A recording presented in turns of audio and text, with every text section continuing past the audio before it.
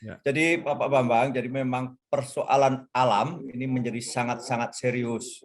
Kita sebagaimana catat bahwa dalam konteks global apa yang disebut dengan climate change memang karena suhu bumi mengalami pemanasan, apa yang disebut dengan pemanasan global sehingga permukaan air laut naik itu dari sisi global. Nah, yang kedua pasti tadi sebagaimana disampaikan bahwa pantai utara Pulau Jawa itu terus-menerus mengalami intrusi air laut dan konsekuensi dari intrusi itu adalah penurunan permukaan sehingga ROP yang dulu itu katakanlah secara periodisasi misalnya 10 tahun sekali, sekarang hampir setahun 2-3 kali bahkan dengan tingkat eskalasi yang luar biasa besar. Sampai-sampai sering sampai Bandara Ahmad Yani Semarang kan sampai tingkat itu.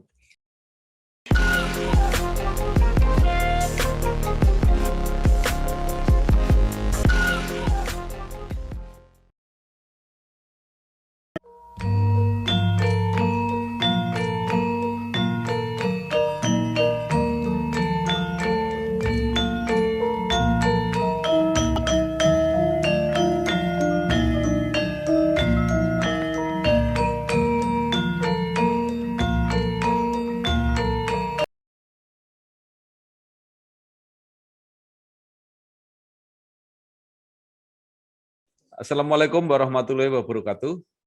Bersama saya Bambang Sadono di channel Inspirasi Jawa Tengah. Mudah-mudahan channel ini bisa memberi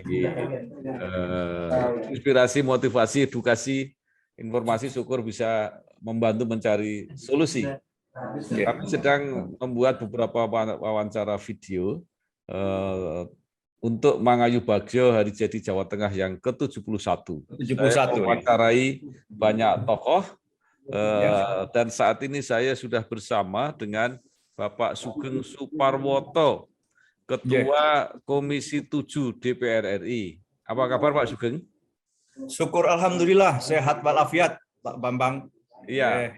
Pak Sugeng rendah adalah hati ya, siapa nggak tepang Pak Bambang lah, Pak Bambang Sadono. Pak Sugeng adalah anggota DPR RI yang mewakili Jawa Tengah, terutama dari Dapil Cilacap. 8 Jateng, 8 Cilacap, Banyumas ya, dari Partai Nasdem. Ini dalam suasana peringatan HUT kemerdekaan dan Hari Jadi Jawa Tengah. Ada kabar yang mengejutkan untuk kita termasuk di Jawa Tengah ini, yaitu tentang kondisi pantai utara Jawa Tengah yang mengkhawatirkan, dianggap akan turun, ambles, dan itu sampai menjadi bahan pidato Presiden Amerika Serikat Joe Biden. Nah, cuma yang menjadi masalah itu ternyata kita mempunyai angka yang berbeda-beda.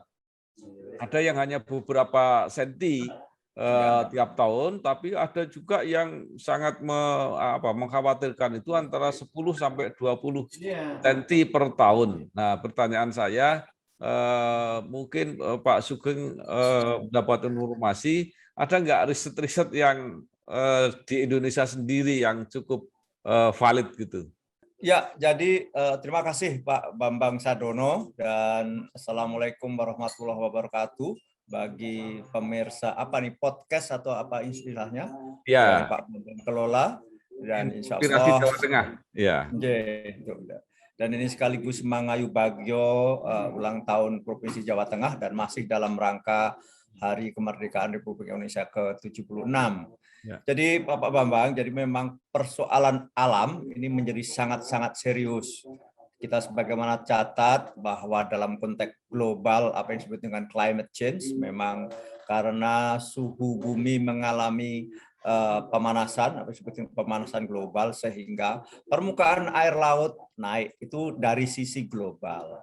Nah, yang kedua pasti tadi sebagaimana disampaikan bahwa pantai utara Pulau Jawa itu terus-menerus mengalami intrusi air laut dan konsekuensi dari intrusi itu adalah penurunan permukaan sehingga ROP yang dulu itu katakanlah secara periodisasi misalnya 10 tahun sekali, sekarang hampir setahun 2-3 kali bahkan dengan tingkat eskalasi yang luar biasa besar. Sampai-sampai sering sampai Bandara Ahmad Yani Semarang kan sampai tingkat itu.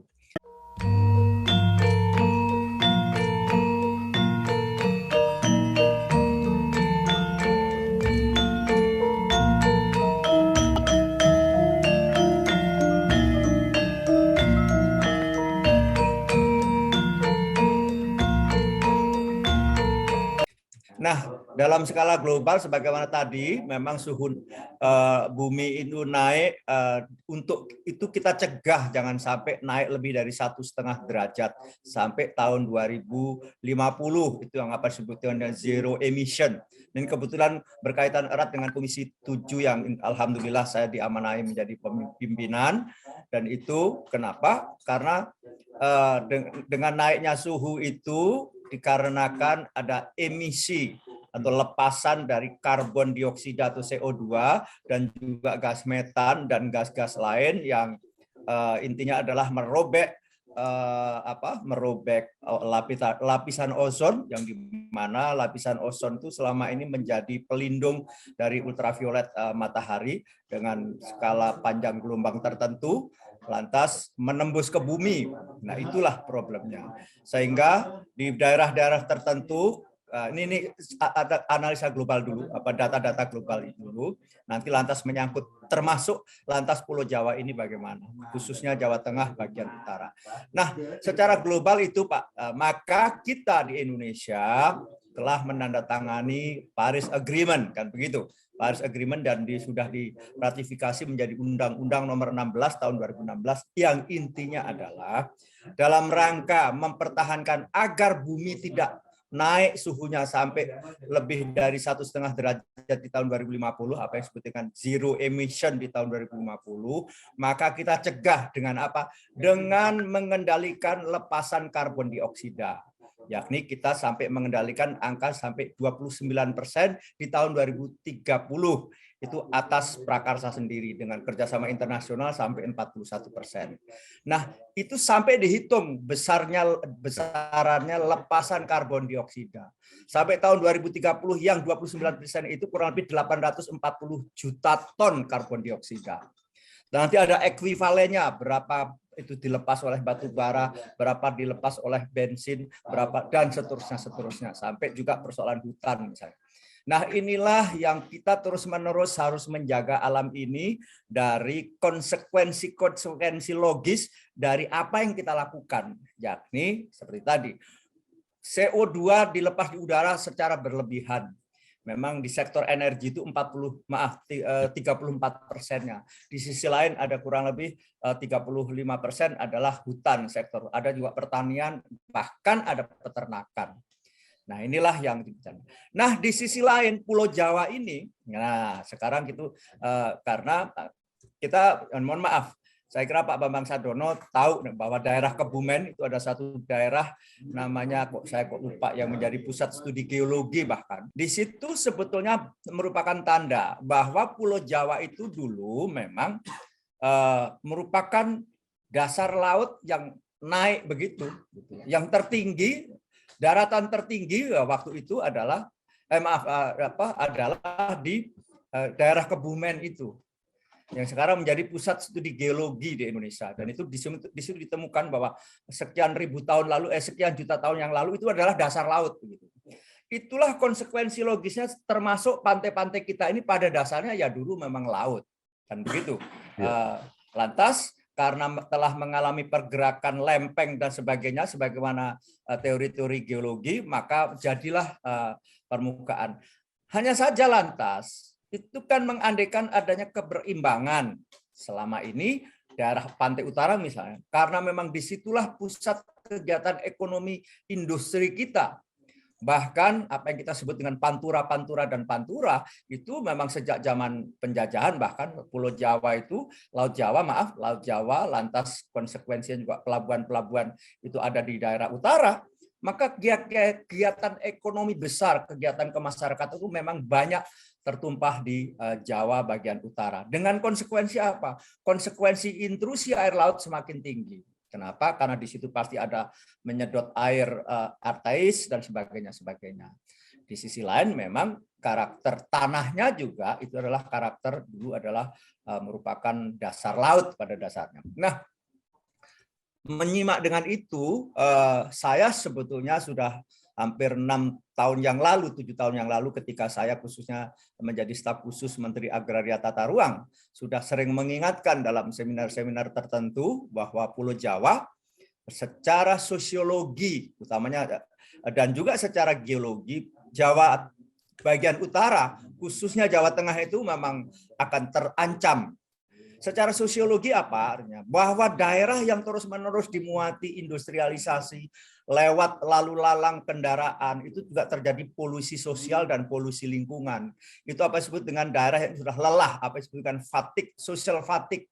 Itu terjadi menurut hemat saya ya. Saya kan bukan ahli sosiologi, saya juga bukan, tetapi fakta menunjukkan, toh juga Jawa bagian utara tidak juga menjadi pengungkit utamanya di Jawa Tengah ya, menjadi pertumbuhan ekonomi yang signifikan. Tetap saja berupa meskipun memang menjadi fakta juga, daerah kemiskinan Jawa Tengah itu sebagian besar ada di selatan. Kan begitu Pak Bambang? Ya. Itu Purbalingga, Banjarnegara itu adalah Kebumen, itu adalah daerah miskin. Dan juga Cilacap termasuk daerah itu.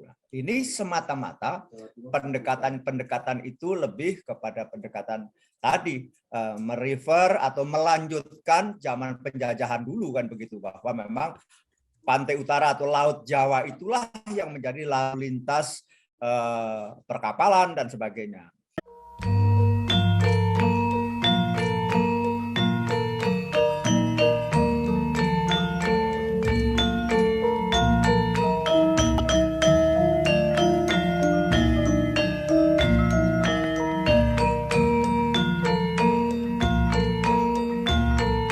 Padahal di selatan, memang kan orang atas menanyakan selatan potensinya apa? Apakah ada tambang atau apa dan sebagainya? Pertanyaan ini sebenarnya tidak relevan. Kenapa? Hampir sebagian negara maju itu justru tidak punya komoditas. Jepang punya apa? Korea punya apa? Tidak punya apa-apa mereka.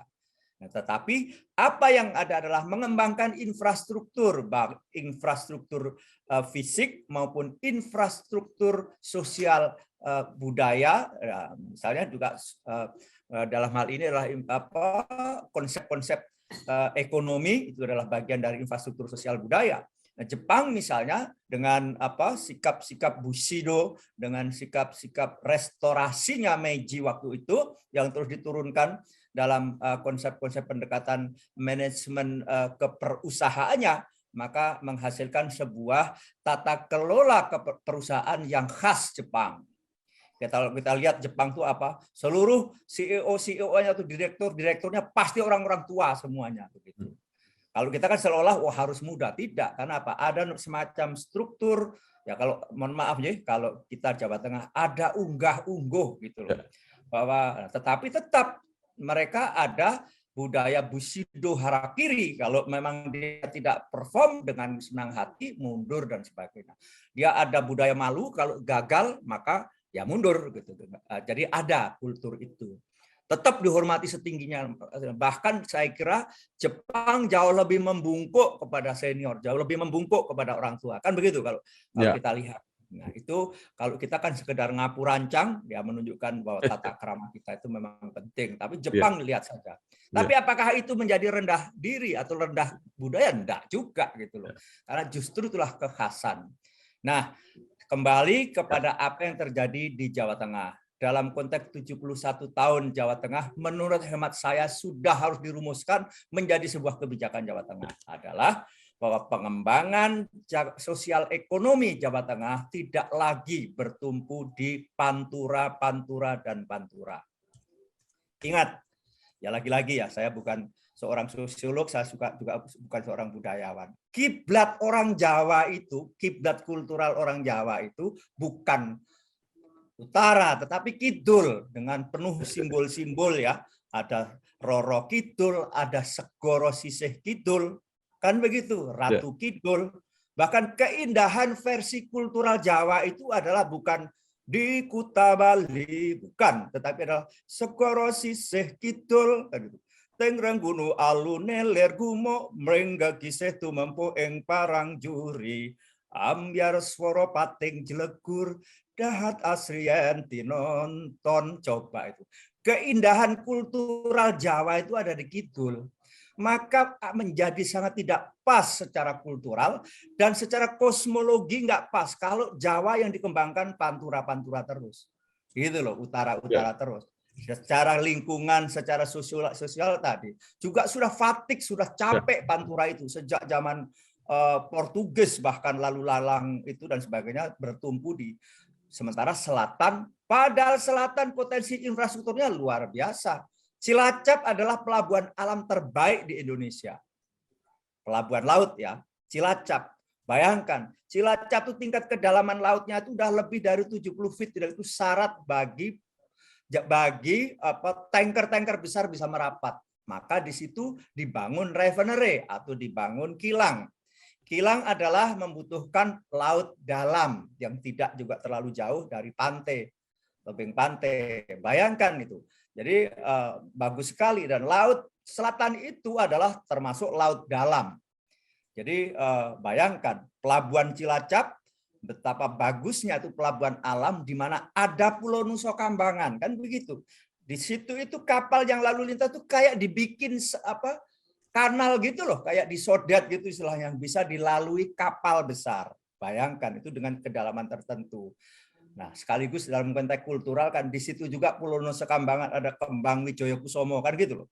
Yang katanya bisa menghidupkan orang mati, sehingga Kopassus pun sah menjadi Kopassus kalau sudah melalui yang di Nusa Kambangan itulah. Nah, inilah simbol-simbol kultural yang selama ini kok menurut hemat saya diabaikan.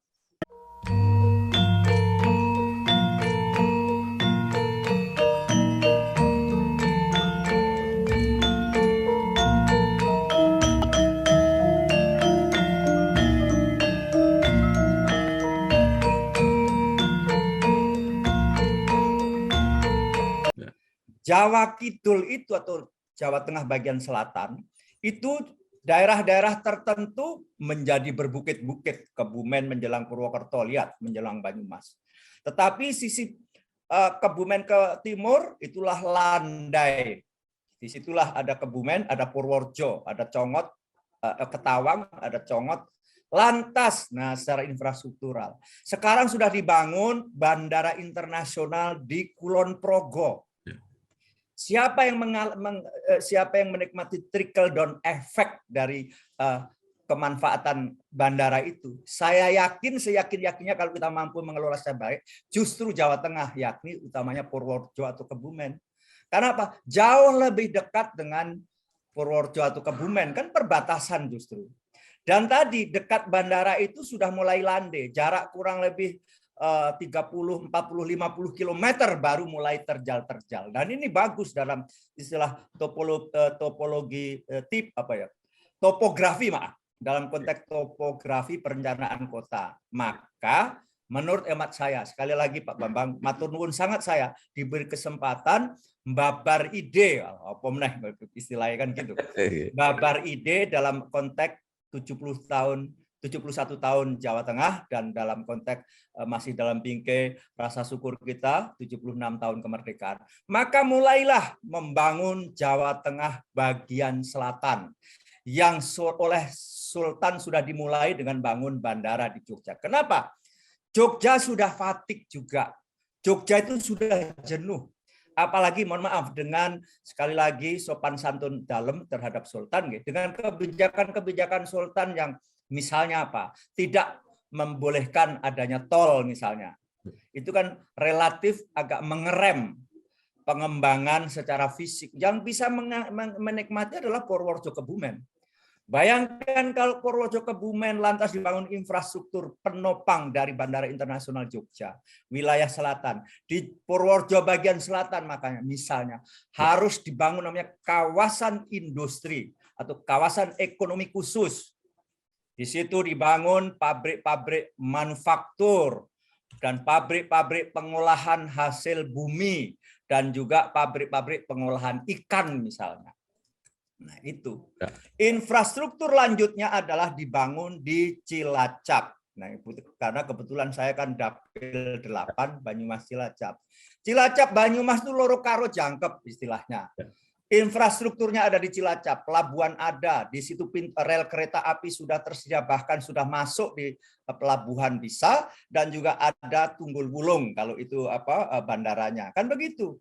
Banyumas itu atau Purwokerto ada Gunung Slamet. Nah, gunung tidak sekedar gunung kan dalam konteks kita. Di situ ada air kehidupan, ada juga serayu. Kan begitu, Sungai Serayu.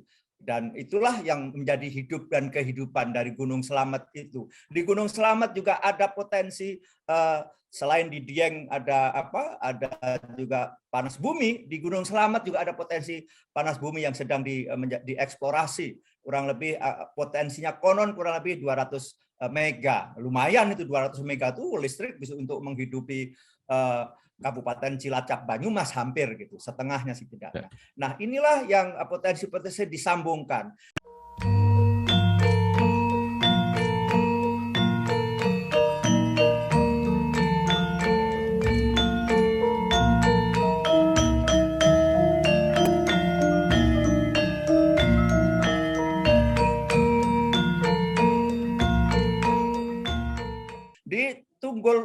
Di Purbalingga sudah ada bandara, kan ngaten.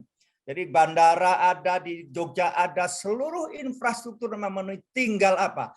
Tinggal ada kawasan-kawasan industri yang bagusnya itu ya diselenggarakan misalnya di Purworejo dan juga di Kebumen. Disitulah industri-industri. Jadi dekat dengan infrastruktur, baik infrastruktur udara, pelabuhan udara pelabuhan udara di Jogja, pelabuhan internasional, dan juga pelabuhan udara yang misalnya untuk tingkat regional atau nasional dalam negeri bisa melalui Tunggul Wulung, bisa melalui juga di Purbalingga. Artinya apa? Purworejo sebetulnya secara potensial luar biasa untuk berpotensi menjadi daerah maju. Itu di wilayah selatan. Salah satunya. Saya kok jadi bicara khusus Purworejo karena yang dekat saya menjelaskan tentang trickle down effect dari bandara internasional. Maka pengembangan selatan itu sudah tidak bisa ditunda menurut hemat kita. Tumpahkan seluruh perencanaan adalah di selatan. Dengan tetap ya support di utara. Jadi kawasan-kawasan industri utara saya kira cukup, sudah ada Kendal kan begitu. Kawasan industri Kendal kan itu relatif di utara. Selatan harus ada kawasan industri ya. Cilacap konon akan membangun. Waktu itu saya sempat waktu kepala Bappenasnya masih Pak Bambang Brojo, saya sempat mendiskusikan ini dan diterima secara baik, maka dirancanglah dibutuhkan kurang lebih 3.000 hektar di kawasan Cilacap. Salah satunya waktu itu sekaligus memikirkan tentang Segoro Anaan. Nah, kan itu ada program Bank Dunia juga untuk bagaimana kita mendalamkan sehingga tidak terjadi pasang surut, kadang-kadang bisa mengganggu lalu lintas pelayaran. Nah, pemikiran-pemikiran ini memang ini nampaknya ngawang-ngawang, ngoyo-woro istilahnya. Kok angel temen gitu. Tapi kita harus angel. Kenapa Pak Bambang? Catat nggih. Kalau betul ibu kota negara akan pindah ke Kalimantan Timur atau ke daerah ibu kota baru, ingat Jawa akan ketinggalan. Kalau istilah orang Jawa itu adalah kali kelangan kedunge gitu.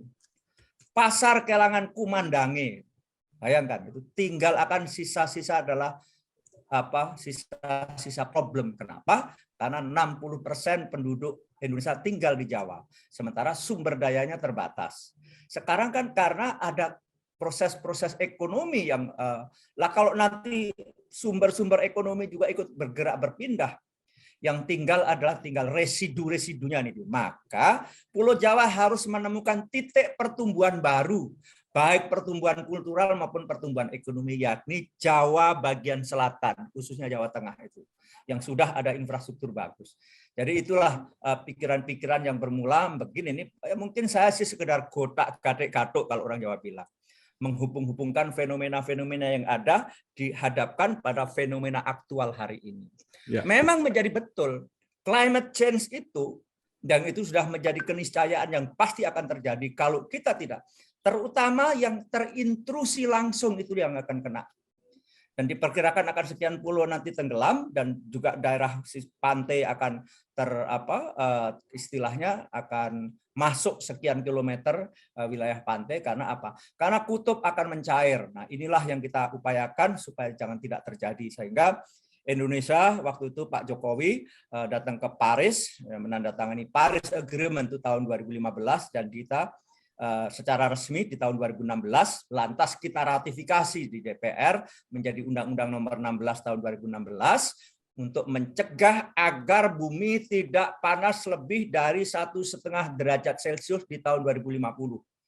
Itu peristiwa 200 tahun sejak revolusi industri tahun 1850. Jadi dihitung 200 tahun, maka dicegah agar tidak lebih dari 1,5 derajat. Sekarang bumi sudah naik kurang lebih 1,13 derajat Celcius. Kita tinggal sedikit lagi itu, maka kita kerja keras betul untuk mencegah ini semua.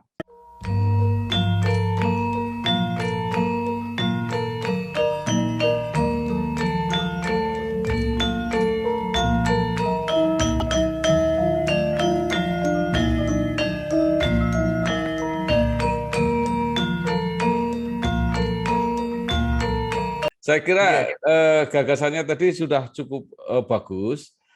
Cuma kita mau mulai dari mana? Karena tadi sudah disebut di Jawa Tengah Utara itu ada kawasan industri baru yaitu Kendal, sudah ditambah lagi Batang, kemudian juga akan dibuka lagi di Brebes.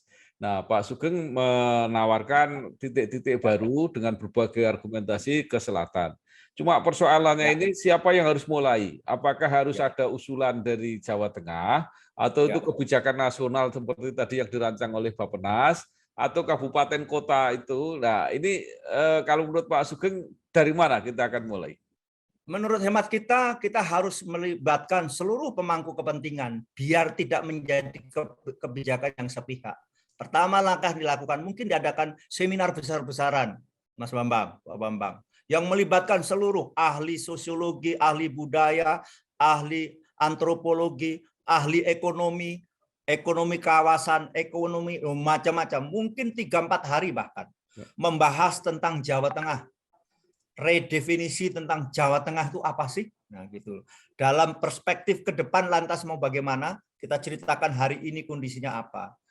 Harus sekarang mulai menurut hemat kita gitu, Mas Bambang.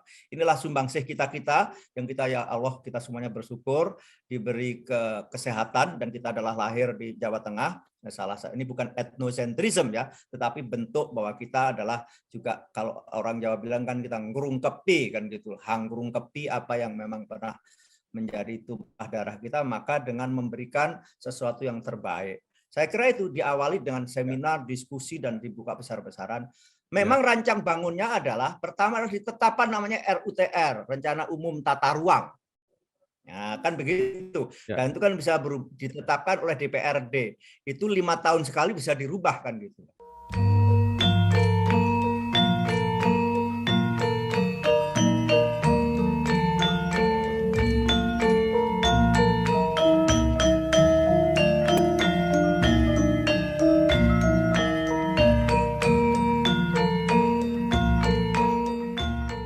Ini kan saya ya paling tidak berpikir ada satu masalah ya, karena periodisasi kepemimpinan ini yang 5 tahun banyak pemimpin yang mengejar jangka pendek untuk menyelesaikan 5 tahun supaya cepat bisa dilihat, maka masalah-masalah yang jangka panjang yang besar itu tidak terpikirkan dengan baik. Nah, ini hambatan ini gimana kita? Siapa yang harus mengerjakan ini?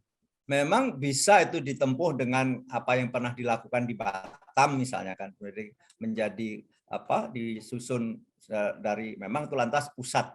Kalau memang kita sepakat menetapkan daerah selatan menjadi pusat pertumbuhan ekonomi baru, ada keunggulan yang lain. Tadi sudah disebut Mas Bambang ya misalnya. Sekarang sudah ada Batang, sudah ada mana itu sekali juga. Brebes. Mana? Kendal kemudian Brebes. Oh, Kendal, Brebes, Batang. Iya. Lihat.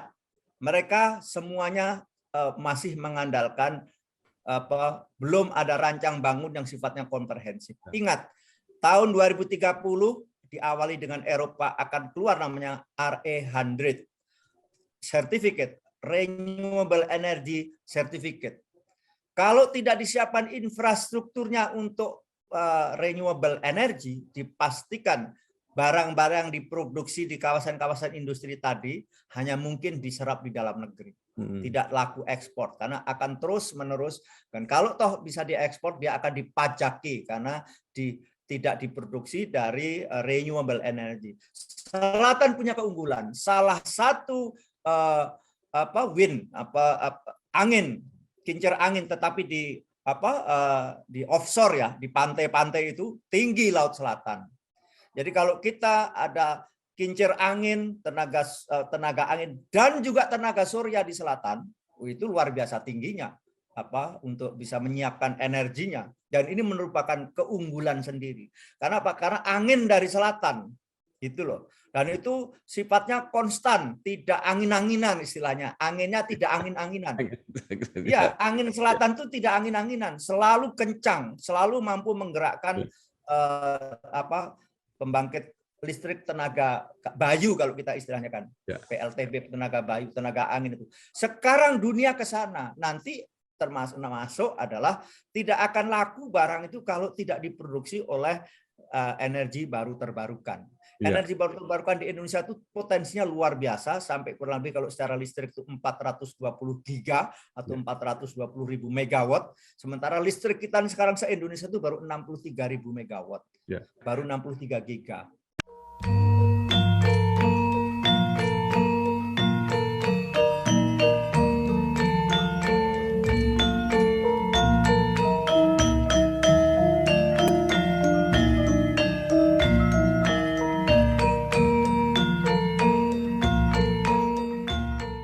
Ya, Pak Sugeng, luar biasa argumentasi Pak Sugeng supaya kita fokus ke selatan cukup kuat sekali. Nah, tadi persoalannya adalah siapa yang harus mulai dan dari mana kita akan mulai.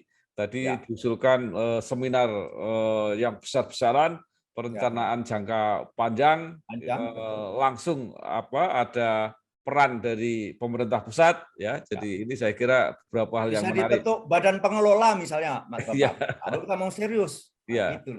Nah, sayang sekali waktunya, tapi saya masih pengen numpang sedikit pertanyaan itu yang digelisahkan teman-teman di Kabupaten Blora yang ada blok yang namanya blok Cepu, tapi Blora malah tidak dapat bagian yang memadai.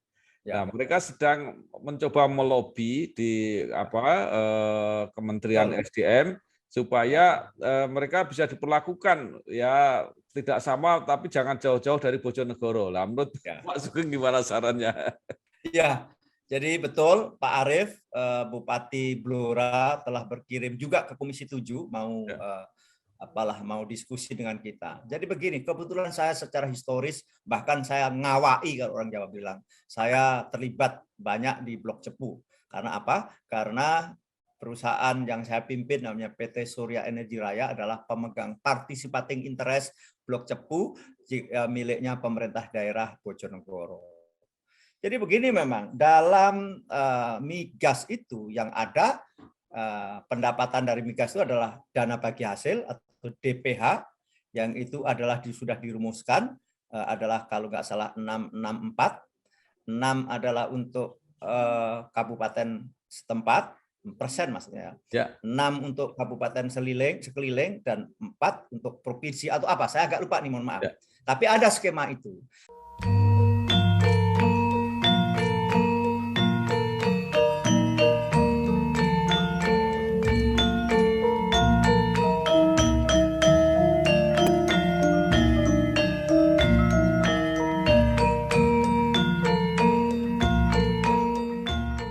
Kedua adalah melalui participating interest, yang itu sifatnya business to business. Maaf, sebelum sampai participating interest. Tadi ya dana bagi hasil. Kedua ya CSR, kan gitu loh. Kedua CSR. Ketiga yang sifatnya business to business melalui participating interest. Nah, memang dulu ini kan persoalan Blok Cepu itu kan terjadi dialog yang luar biasa panjang. Kenapa?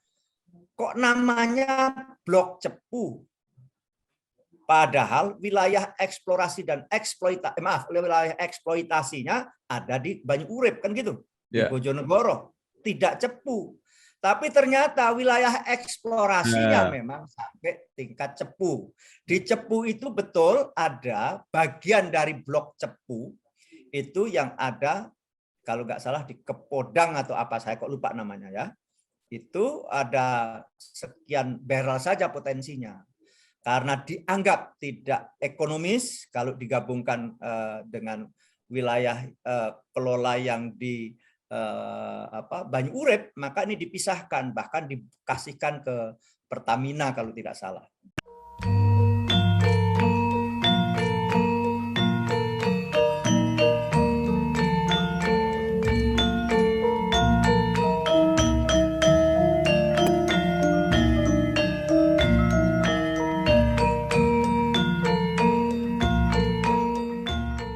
Baik, terakhir mungkin Pak Sugeng dalam rangka 71 tahun Jawa Tengah, ya. Kalau masih ada catatan-catatan atau harapan yang ingin disampaikan, monggo. Ya, jadi sekali lagi kita dengan penuh hormat dengan masyarakat di luar Jawa Tengah, saya mengencourage, saya mengajak juga masyarakat Jawa Tengah, ayolah masyarakat Jawa Tengah menjadi contoh sebagai sebuah rakyat atau masyarakat yang berperadaban maju, yakni adalah kerja keras, punya moral etik yang tinggi, menjunjung tinggi moral etik yang tinggi, terus-menerus belajar dengan dilandasi rasa rendah hati. Ini semuanya terangkum dalam kita sebagai manusia, sudah barang tentu juga bersyukur kepada Yang Sang Khalik. Maka masyarakat Jawa Tengah pastilah masyarakat yang religius, kerja keras, yang rendah hati. Nah, itulah. Baik. Kita saling hormat menghormati. Sekali lagi saya menghimbau, ayo masyarakat Jawa Tengah harus menjadi contoh bagi masyarakat lain, mau Jawa Timur, mau mana dan sebagainya. Jawa Tengah adalah soko gurune Indonesia. Itu saja.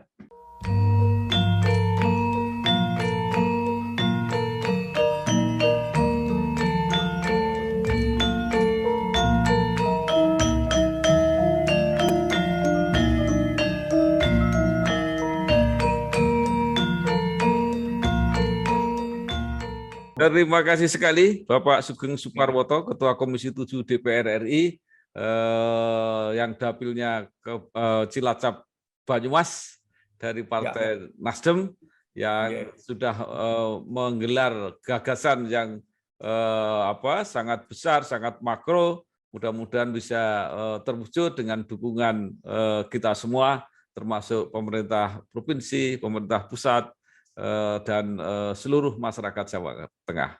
Terima kasih sekali Pak Sugeng, sukses terus. Wassalamualaikum warahmatullahi wabarakatuh. Waalaikumsalam warahmatullahi wabarakatuh. Salam hormat, salam sehat kagem kita semuanya.